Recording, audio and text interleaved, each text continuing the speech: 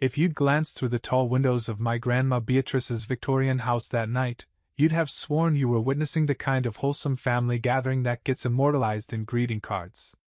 Candles flickered on a polished oak table covered in heirloom china, laughter bubbled up around the edges, and the air smelled like rosemary roast chicken and the faint bite of expensive Chardonnay. But from my seat wedged between a potted fern and a cousin Liv streaming herself eating salad, I knew better. The warmth was a thin varnish over years of neglect and favoritism so blatant it didn't even bother hiding anymore. I was just grateful for the corner spot where no one expected me to perform polite interest in Landon's never-ending monologue about how his wellness startup was going to revolutionize the smoothie industry. I'd been practicing my neutral face all evening, like some unpaid extra in the Landon show. Grandma turned 80 that night, though she didn't look it. Her sharp blue eyes still managed to pin you like a bug on display. I'd always loved that about her. She was the only person who could look straight through the charming nonsense my parents conjured like stage magicians. It was around the time dessert appeared, tiny plates of artisanal chocolate tarts no one asked for, that she cleared her throat. The room hushed automatically, everyone trained by decades of experience to stop talking when she did. She set down her fork with delicate precision and looked straight at me. A hush spread out from her like ripples in a pond. "Eli," she said, her voice clear enough to cut glass, "is the $1,500 I wire you each month covering everything you need for school? You know how sometimes you think you heard something wrong, like your brain files it under, surely not, and tries to move on." Yeah. My brain did that. I blinked, my mouth actually hanging open like a cartoon character. I managed. "What money?" It was as though someone turned the volume knob all the way to 0. Even the clicking of Aunt Denise's phone camera stopped. Every single head rotated toward my parents, Frank and Vivian, the dynamic duo of selective generosity. My dad's face went the color of an overcooked turkey. My mom's smile froze so hard you could practically hear the enamel crack. They looked like people who'd been caught siphoning gas on security footage, surprised, cornered, and already rehearsing their excuses. Grandma didn't so much as blink. She just shifted her gaze to them with all the measured patience of a judge about to pronounce a life sentence. "I asked," she repeated, her tone lighter but somehow more terrifying, "whether the allowance I have been sending every month since Eli started university has been sufficient.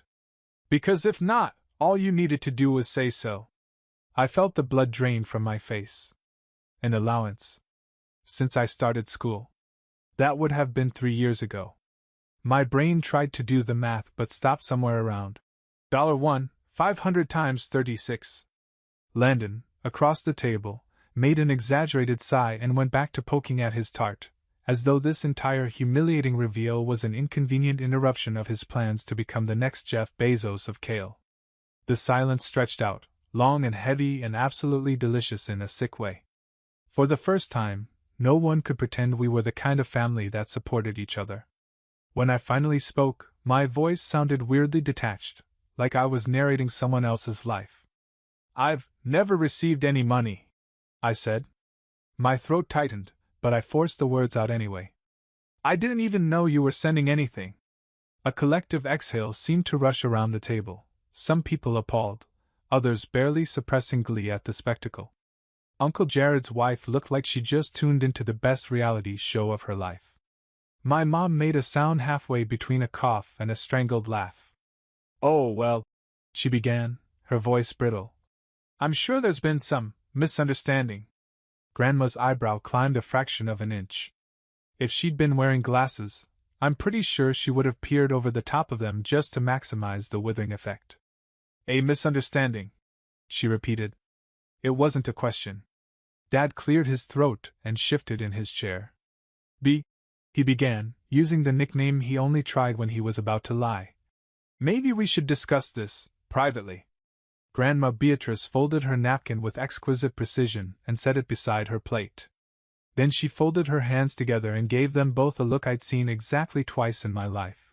The look she gave the lawyer who tried to shortchange her on Grandpa's estate, and the look she gave the waiter who dared to serve her Merlot at room temperature.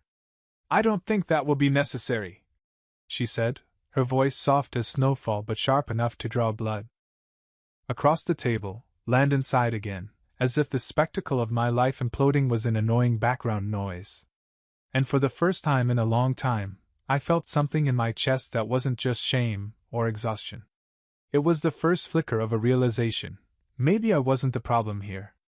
I wish I could tell you that in that moment, sitting there while the air curdled around us, I felt some grand epiphany. That all my years of exhaustion and resentment dissolved in a surge of self-respect. But mostly, I just felt tired. The kind of tired that settles behind your eyes and never leaves. While Landon drained his third glass of Pinot and Mom rehearsed her next lie, my mind replayed the last 3 years. Like a grim highlight reel I never asked to star in. I remembered my overnight shifts at the Chevron station off Division. The lights were so harsh they made everything look like a mugshot. I'd spend those hours refilling the coffee urn, wiping counters no one cared about, wondering if the fatigue was ever going to fade. Then there were the nights at the diner. Not the cute retro kind. This was the kind of place with cracked vinyl booths and a boss who called everyone sport. My uniform always smelled like fryer oil. My feet ached so badly by the end of my shift I'd lie in bed and imagine what it felt like not to hurt all the time. Landon, of course, was living in a loft with exposed brick and a view of the river. He posted selfies captioned things like #RiseAndGrind and manifesting abundance, as if his rent wasn't paid by the same people telling me I should be more self-sufficient. I thought of the day Grandma promised me help, like it was stamped on my bones. It was August. The air shimmered with heat. I was sitting on her porch, clutching my acceptance letter to Portland State. My chest was so full I thought it might crack open. "You worked for this," she told me, her voice warm. "You're not going to struggle your way through college. I'll help. You deserve the chance to just focus." I tried to protest, and she'd swatted my hand like I was being ridiculous. "This is my gift," she said. "My investment in you." So when fall came and no money showed up, I told myself it was a bank delay. Maybe she changed her mind. Maybe I didn't deserve it. I didn't ask. I just picked up more hours. I learned exactly how many cans of soup I could buy for $5. I stopped going out with classmates because I couldn't afford a single beer. The day I finally cracked, it was December. I was home for Christmas, watching Landon unwrap a new iPad while Mom cooed over how hard he worked. I remember the heat creeping up my neck as I thought about my rent coming due. Later, when she was alone in the kitchen, arranging roses, I forced the words out. "Mom, did Grandma ever mention helping me with tuition?" She didn't even look up. "Eli," she said lightly, "you're an adult now. We can't hold your hand forever." My heart thudded. "I'm not asking for handouts," she said. She finally turned, her mouth pressed tight. "Your brother doesn't sit around waiting for help," she snapped. "He makes things happen. Maybe you should try that instead of expecting charity." And just like that, the subject was closed. I went back to school in January pretending I was fine. I told myself maybe scraping by was good for me. Character building. But as I sat at that table, with everyone's eyes flicking between me and my parents, something cracked. Maybe it wasn't character I'd been building. Maybe it was a tolerance for being treated like I didn't matter. You'd think, when you get caught with your hand in the metaphorical cookie jar, say, siphoning tens of thousands of dollars earmarked for your kid's future, you'd have the decency to look ashamed. But my parents just looked annoyed. My mom's brittle smile flickered as she straightened her napkin, as though delaying eye contact might somehow rewind the last 5 minutes. My dad stared intently at the salt shaker like it contained the secrets of the universe. "Eli," Mom began, her voice pitched high and bright, "I think you're confused." "Confused?" I repeated deadpan. "Sweetheart," she continued, her fingers twisting the napkin to shreds, "we were saving it for you. For a special occasion. Like graduation." Her tone was so practiced, so syrupy, that for a second I almost believed her. Almost. Across the table, Landon rolled his eyes. "Oh, for God's sake," he muttered loud enough that everyone heard. Grandma Beatrice didn't flinch. She turned her gaze on my dad, who looked like he'd rather be anywhere else on earth. "Frank," she said in a voice you'd used to address a particularly slow child. "Perhaps you'd like to clarify when exactly you intended to mention this surprise fund?" He cleared his throat. "Twice." "Well," he croaked, "you know how it is, B. We thought it would be more meaningful to give it to him as a lump sum. Help him get started in life after graduation." My cousin Zoe, who'd been silently filming the entire exchange on her phone, probably for her group chat, actually snorted. "Meaningful," Grandma echoed, her face blank. The air in the room shifted. The way she was staring at my parents, it felt like watching someone prepare to pull a lever marked retribution. "Meaningful," she repeated, her voice deceptively mild. "I see. And the money I sent for Eli's tuition, where is it now?" My mother's mouth opened. Closed. Opened again. You could almost hear the gears grinding as she tried to spin something that wouldn't immediately collapse under scrutiny. "We had some unexpected expenses," she said at last. Aunt Denise leaned forward, clearly savoring every second. "Oh?" she purred. "Like what?" My dad shifted in his seat, his face mottled red. "Your brother," he began and stopped. Landon's head snapped up. "Oh, don't you dare," he hissed. Grandma turned slowly to Landon. "I think," she said, "that's precisely who we're talking about."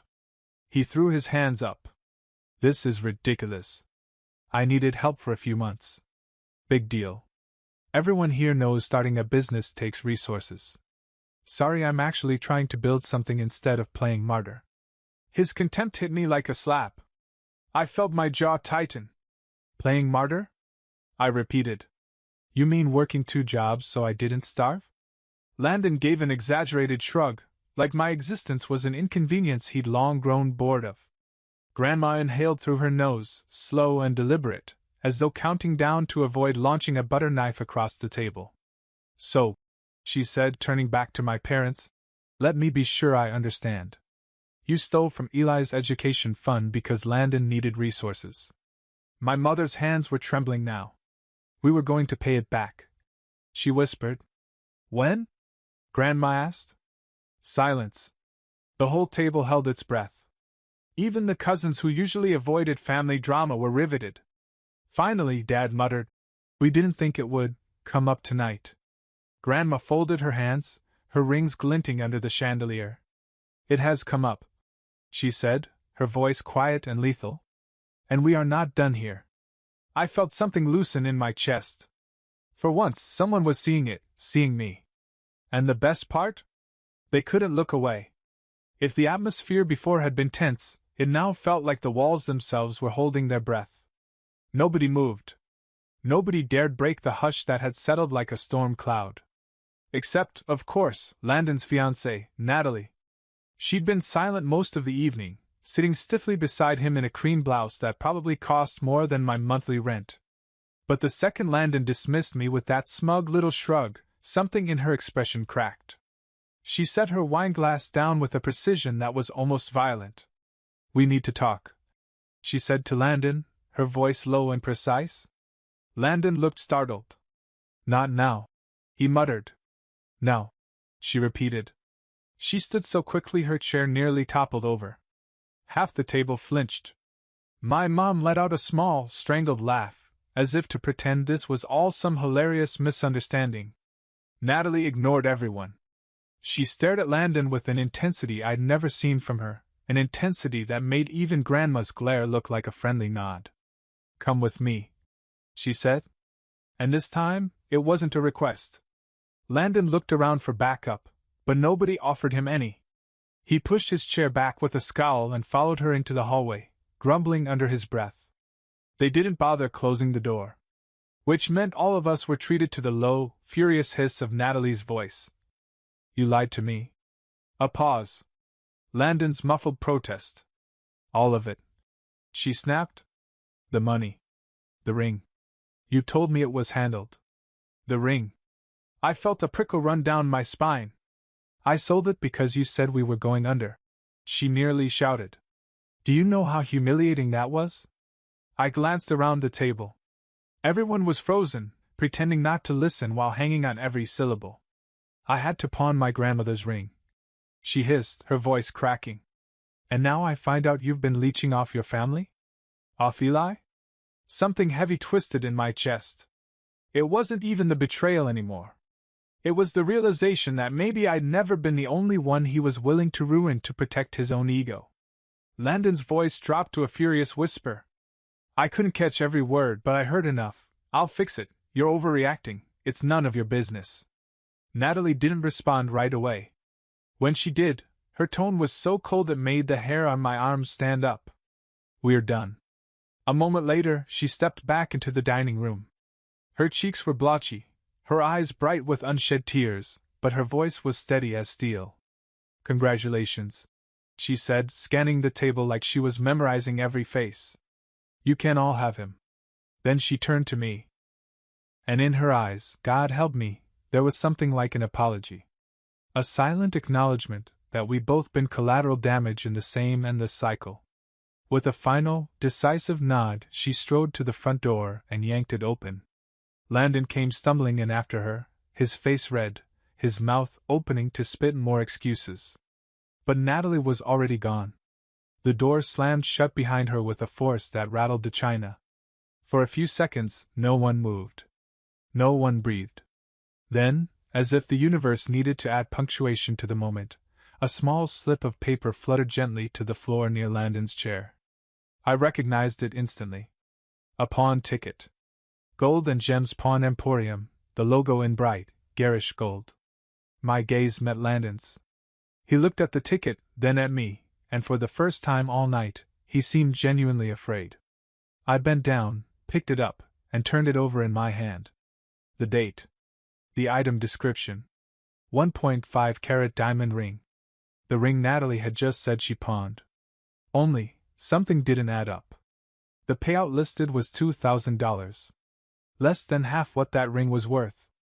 I looked at him, my pulse thudding in my throat. You sold it, I said quietly, the realization dawning like dawn breaking over a battlefield. And you pocketed the rest. He didn't deny it. For a split second, I could almost see it on his face, that tiny, pathetic hope that maybe I'd keep quiet. Maybe I'd let this slide, just like I'd let everything else slide. I felt something in me harden. I slipped the pawn ticket into my pocket and straightened up. Grandma's gaze was locked on me, and I knew, without a single word spoken, that she understood exactly what I intended to do next. I wasn't done. Not even close. The dining room was a battlefield of shattered illusions and scorched reputations, but in that moment, none of it mattered to me. All I could think about was the pawn ticket burning a hole in my pocket, and the certainty that if Landon was willing to sell a family heirloom, he was hiding worse. I slipped away while everyone was still locked in the silent aftermath of Natalie's exit. Nobody tried to stop me. Honestly, I don't think they even noticed.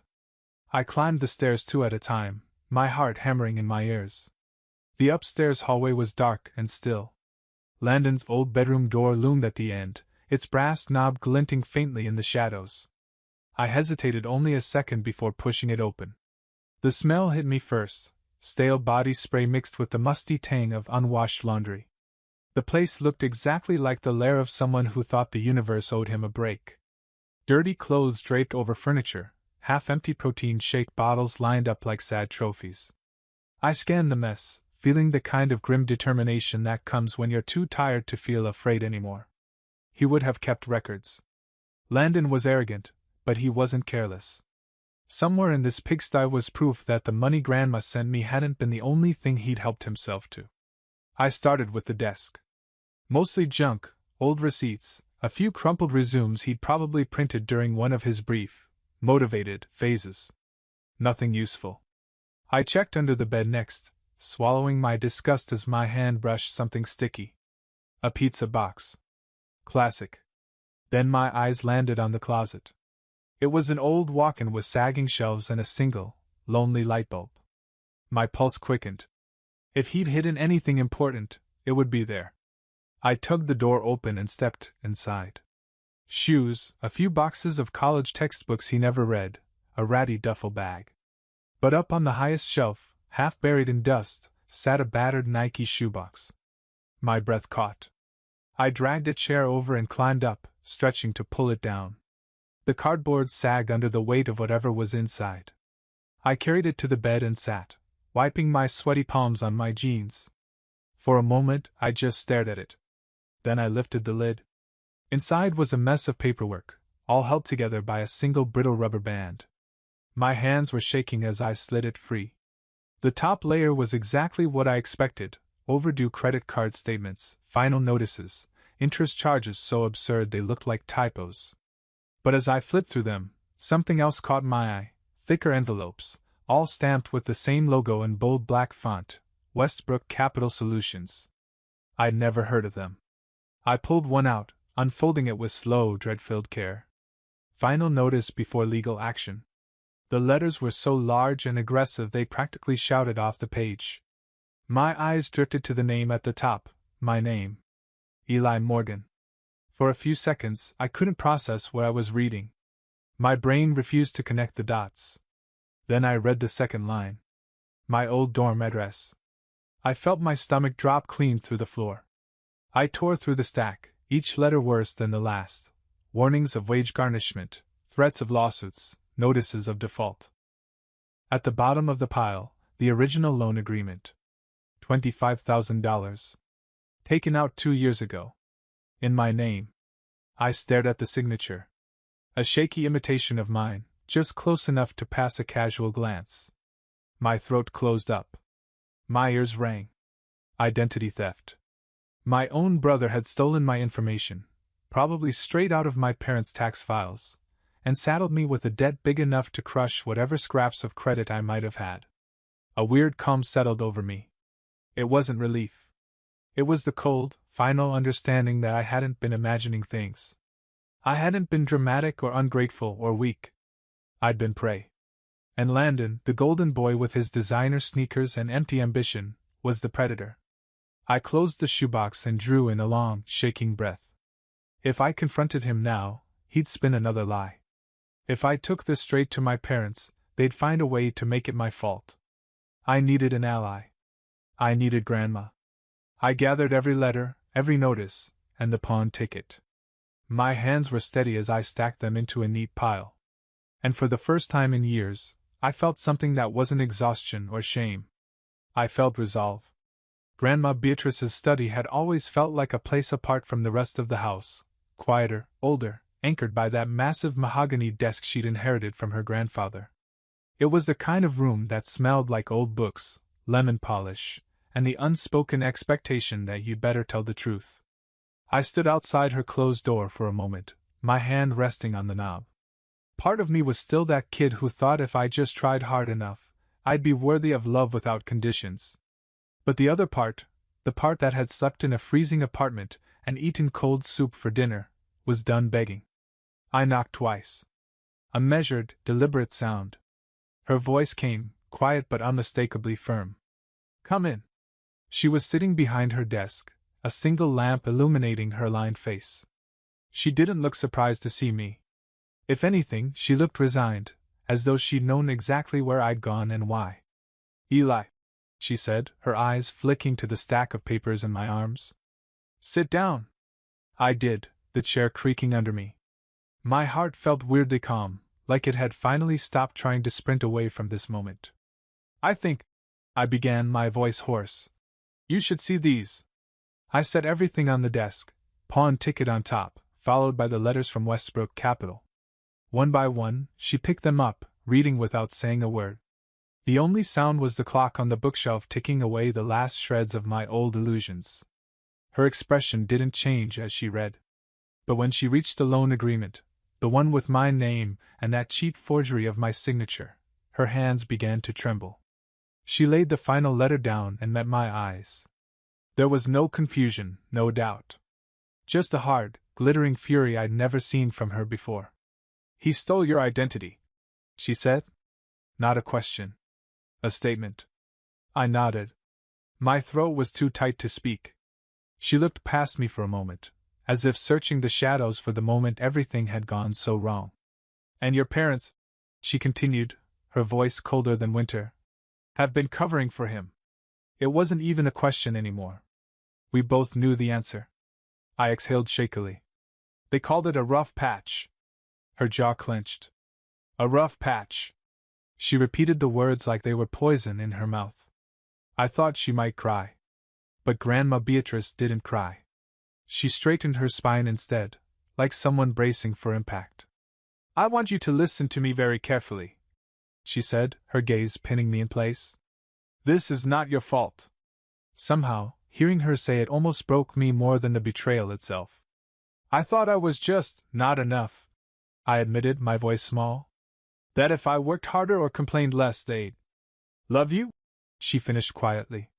I nodded. She reached across the desk and laid her hand over mine. Her skin was thin, but her grip was steady as iron. They do love you in their way, she said softly.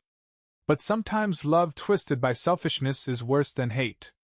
I swallowed, trying to absorb the truth of it. Her hand squeezed mine once before she pulled away. She gathered the papers into a precise stack, aligning the corners. This ends tonight, she said, her tone as final as a closing door. I stared at her. You're going to confront them? We are going to confront them, she corrected. You will not carry this alone. The relief that flooded me was so sharp it hurt. What if they deny it? I asked. Her eyes sparked. Then I will remind them I still control this family's money, and their last shred of social standing. A laugh, bitter and disbelieving, escaped me. That's kind of terrifying, I admitted. Her lips twitched. Good. She stood, smoothing her skirt with the same composure she'd always carried into board meetings and funerals alike. Are you ready? She asked. I thought about the years I'd spent shrinking myself, about the nights I'd gone to sleep believing I was a burden. I thought about Landon's smirk, my mother's dismissive tone, my father's silence.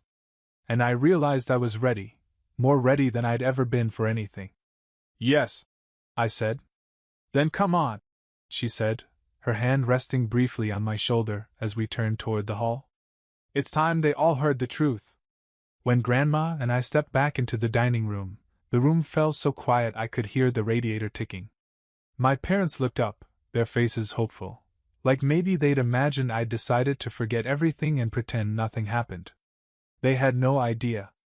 Grandma walked to the head of the table. She didn't sit. She placed the stack of papers in front of her, her expression smooth as polished steel. Everyone, she began, her voice carrying across the table without needing to rise. We need to clarify a few things.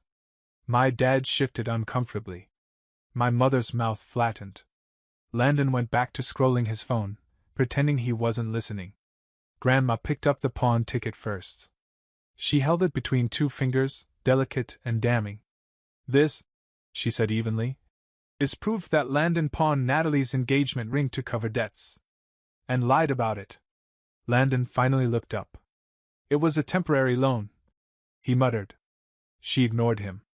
Next, she lifted one of the letters from Westbrook Capital. This, she continued, her voice colder now, is proof that he used Eli's identity to secure a $25,000 loan. My mother gasped. That's not... Elizabeth, Grandma interrupted, her tone razor sharp. Do not finish that sentence. Mom closed her mouth. I watched the realization dawn on my father's face, that nothing he could say would fix this. Grandma turned to Landon. You stole from your brother. You stole from Natalie. And your parents helped you hide it. Landon's jaw worked, searching for words. It wasn't, I didn't. You did, she said simply. She let the silence stretch so long it became unbearable. I am finished watching you all treat Eli as if he's disposable, she went on. And I am finished funding this farce.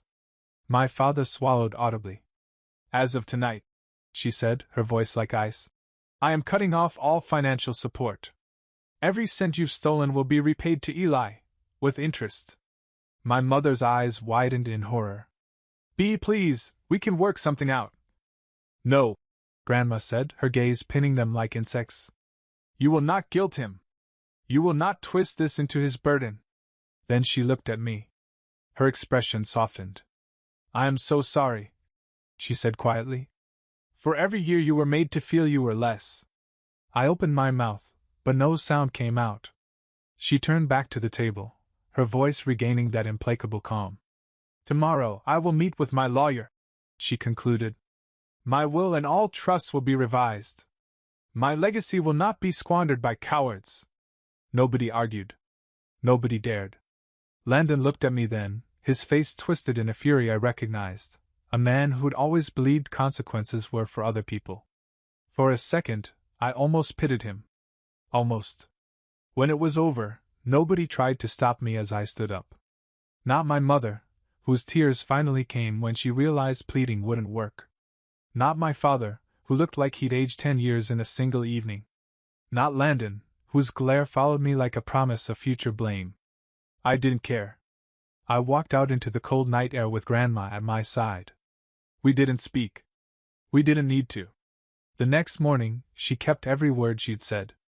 A lawyer met me at her house with a fresh stack of papers, new trust documents, an account in my name alone, every dollar she'd intended for me restored plus more. To make up for the indignity, she called it. It felt surreal. Like stepping from a nightmare into clarity so bright it hurt. For the first time in my life, I could breathe without feeling like each inhale was a debt I'd never repay. I used part of the money to clear the fraudulent loan. The rest I tucked away.